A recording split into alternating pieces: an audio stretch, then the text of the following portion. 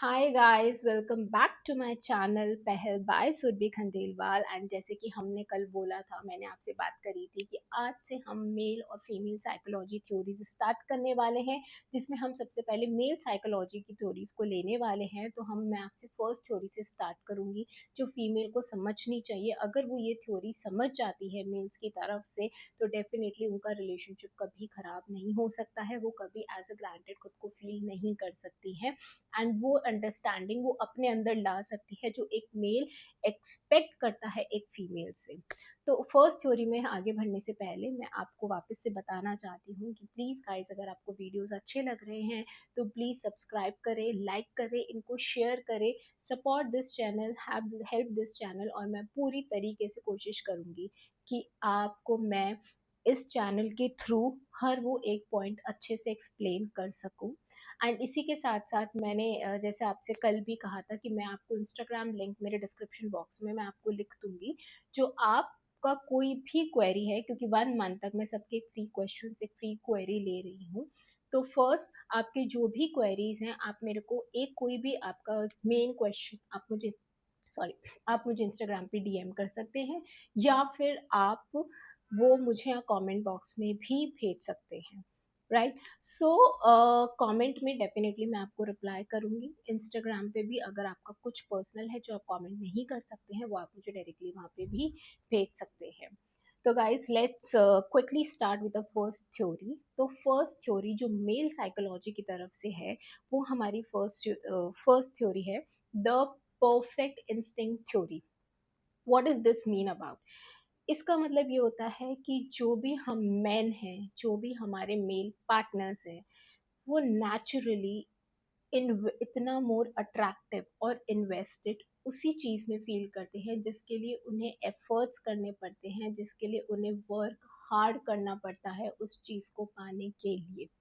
I think मेरी इस ही एक लाइन से आप बहुत कुछ समझ गए होंगे, स्पेशली फीमेल्स की मैं आपसे क्या कहना चाहती हूँ आगे। सो गाइस, ये समझना हमें बहुत ज़रूरी है, क्योंकि एज अ फीमेल हम क्या होता है कि हम एक रिलेशनशिप में होते हैं, एंड उस रिलेशनशिप के बाद जब वो ख़राब होने लग जाता है, उस रिलेशनशिप को बेटर करने के लिए हम बहुत लिमिट में सेटल होना स्टार्ट कर देते हैं। राइट। तो वो चीज़ करते करते हम सामने वाले को ये मैसेज दे देते हैं कि हम बहुत इजीली अवेलेबल हैं, आपको हमारे लिए कोई एफर्ट्स करने की ज़रूरत नहीं है, आप आराम से हमारे मुझे एज अ ग्रांटेड ले सकते हो। हम ये चीज़ उन्हें बहुत प्यार से बता देते हैं, और वो चीज़ करना स्टार्ट कर देते हैं, और उन्हें वो चीज़ अट्रैक्टिव नहीं लगती है। उन्हें पता है, अगर आपने कुछ दिन का नो कांटेक्ट भी कर लिया, और अगर आपके पार्टनर का आपके पास एक मैसेज भी आ जाएगा, तो आपके पार्टनर को पता है कि मेरे एक मैसेज करने पे वो मुझे रिप्लाई कर देगी, और आप वही सेम चीज़ करते हो। एंड देन वो वापस अपने नॉर्मल स्टेज पे आ जाता है, और आप सेम लूप में फंस जाते हो। एंड वो सेम चीज़ें आपके रिलेशनशिप में रिपीट होते जाती हैं, जो एक नो कांटेक्ट के बाद भी वो आपका रिलेशनशिप को एक डिस्टेंट पे लाके खड़ा कर देती है।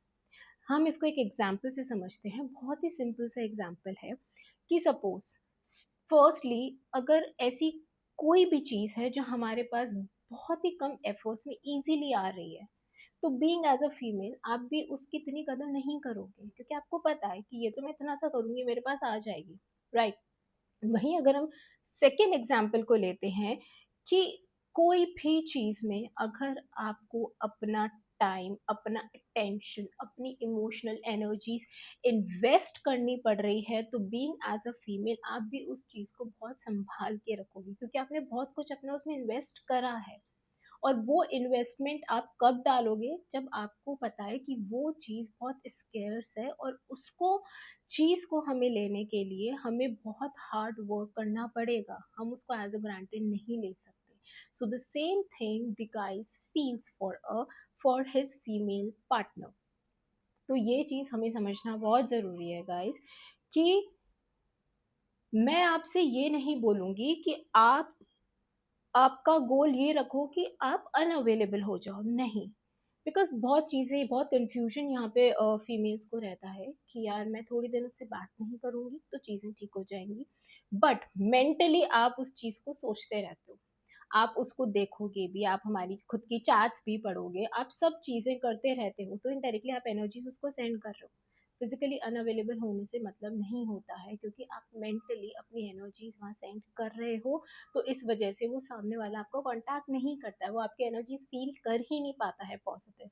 तो हमारा गोल अनअवेलेबल होना नहीं है, हमारा गोल है कि हम हमारी खुद की आइडेंटिटी, खुद का सेल्फ वर्थ, खुद की लाइफ स्टैंडर्ड्स और खुद सबसे इम्पोर्टेंटली खुद की सेल्फ रिस्पेक्ट मेंटेन करके रखें from starting to the end. जब तक हमारा रिलेशनशिप है किसी के साथ, या अगर हमारा रिलेशनशिप खराब भी होता है, तो हमें उस चीज़ पे पीसफुल स्टेट ऑफ माइंड सोच के इन चीज़ों को मेंटेन करना बहुत ज़रूरी है।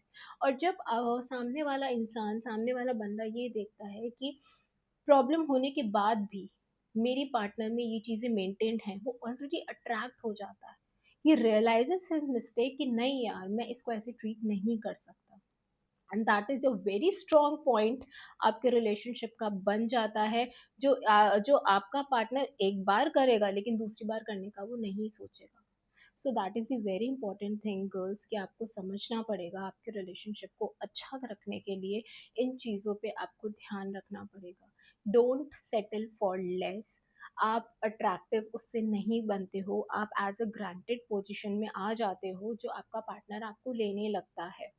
तो ये मेल की बहुत फर्स्ट इम्पॉर्टेंट साइकोलॉजी है, कि अगर उन्हें लग रहा है कि हमारे रिलेशनशिप में प्रॉब्लम होने के बाद भी मैं मेरी पार्टनर को एज अ ग्रांटेड नहीं ले सकता, वो उसका सेल्फ वर्थ, उसकी सेल्फ रिस्पेक्ट उसके लिए मेरे रिलेशनशिप या मेरे इस बिहेवियर से बहुत ज़्यादा इंपॉर्टेंट है, तो आप ऑटोमेटिकली उसके लिए अट्रैक्टिव बन जाते हो।